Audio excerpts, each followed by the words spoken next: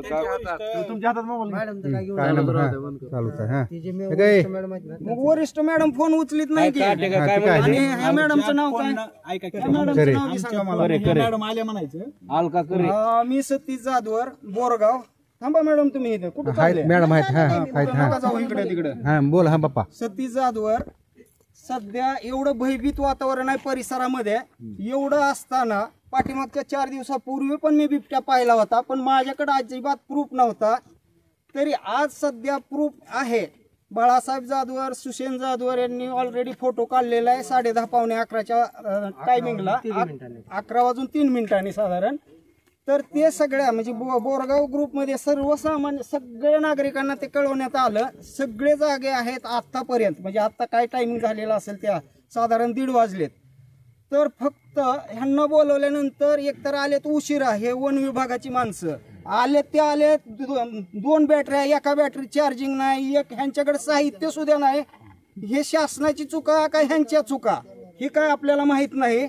आले ते दोन काट्या आणले, त्या 2 काट्या आणि 2 बॅटऱ्या काय करणार आहेत ही? आणि ह्यांच्या गाडी आहेत काट्या. मला जेवढे दिसलं तुमच्यात काट्या असतील 50 असतील, पण तुमच्या हातात 2 काट्या दिसल्या मला. 2च काट्या होत्या, पुन्हा तुम्ही घेतल्या असतील. मला दिसले तेवढ्या 2च काट्या दिसल्या. ते बघा, बिबट्याचा बंदोबस्त करण्यासाठी ह्यांना विनंती करतोय, तर ही फक्त म्हणते आमच्याकडे काय नाही. आणि वरिष्ठाला बोला. वरिष्ठ कोणते? काळे मॅडम करे मॅडम कोण आहेत? परवाई फोनच उचलीत नाहीत.